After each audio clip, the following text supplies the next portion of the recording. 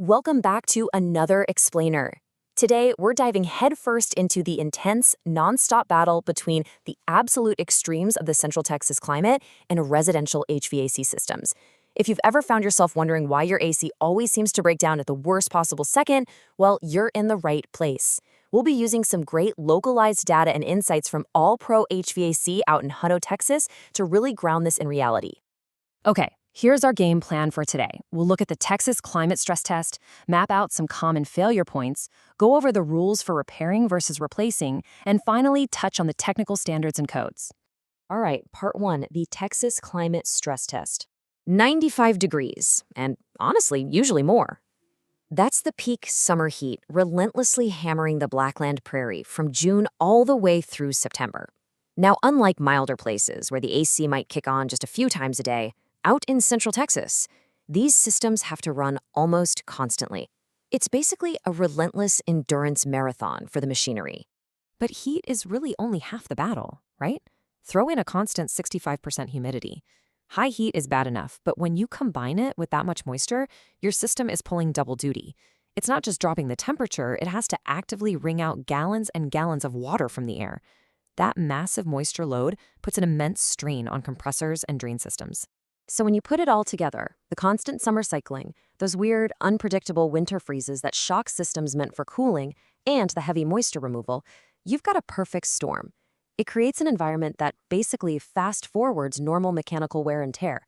A unit that might easily last 20 years up north, it gets chewed up way faster down here. Which brings us to part two, common HVAC failure points. Now, how your system dies actually depends a lot on where you live. Take older homes near historic downtown Hutto. Their biggest enemy is usually aging, leaky ductwork. We're talking about losing 20 to 30% of the cooled air straight into superheated attics that can literally hit 130 degrees. On the flip side, look at booming new developments like Star Ranch. There, the problem is often undersized minimum-spec builder-grade systems. Sure, they meet the bare minimum code, but they just get absolutely crushed by the massive Texas heat load. Ever walk into a room and it feels cool but kinda clammy? You're probably dealing with short cycling. This happens when an oversized AC unit cools the space too fast and shuts off before it can actually pull the humidity out. It's a super common failure point, and that constant starting and stopping, it wastes a ton of energy and drastically shreds your compressor. And then there's the undisputed king of summer service calls, capacitor failure. These are the little electrical components that kickstart the outdoor compressor motor. When they sit outside, baking in that direct, extreme Texas sun, day after day, they literally degrade. They just burn out, and boom, your motor isn't starting at all. Moving on to part three, rules for repair versus replace. It's the absolute worst-case scenario, right? It's 98 degrees out, your system totally dies, and suddenly you're staring down a very stressful, very expensive choice. Do you slap a Band-Aid on it, or do you bite the bullet and replace the whole thing? To figure this out without totally panicking, the pros use a really simple formula, the $5,000 rule. It's brilliant because it completely takes the emotion out of the equation. Here's the math. You just take the age of your unit and multiply it by the estimated cost of the repair. If that number is over $5,000, you replace it. Simple as that. So say your system is 12 years old and you're quoted a $500 repair. 12 times 500 is $6,000. Since that's over $5,000, it's a massive red flag that you're throwing good money at a failing system. It's time for a new one. Oh, and you absolutely need to know the 3-minute rule. Keep this in your back pocket. When the house gets warm, our first instinct is to walk over to the thermostat and aggressively click it off and on. Don't do it. When the system shuts down, you have to wait at least 3 minutes. Why? It lets the refrigerant pressure equalize throughout the system. Forcing it to restart instantly makes the compressor push against insanely high pressure, and you will eventually destroy it.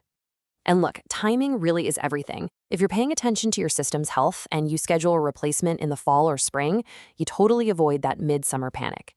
Peak summer means premium prices, awful wait times, and rash decisions. Buy in the off-season and you've got the leverage. You get flexible scheduling and maybe even clearance models. Finally, part 4, technical standards and codes. The legitimate contractors out there are operating inside some really strict boundaries. We're talking federal environmental laws like EPA Section 608 for handling refrigerants safely, plus intense mathematical frameworks. Things like ACCA Manual J for sizing the equipment correctly, and Manual D to make sure the ductwork actually balances the airflow.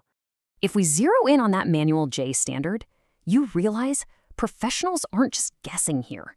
They have to calculate exact heat loads using your home's square footage, the specific R values of your insulation, the direction your windows face, and localized data.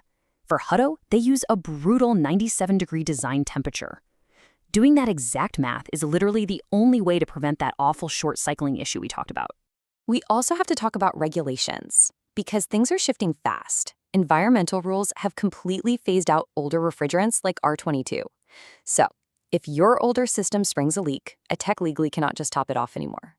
That one simple leak often means you're forced into a complete system upgrade to modern R410A refrigerants just to avoid cross-contamination and stay EPA compliant.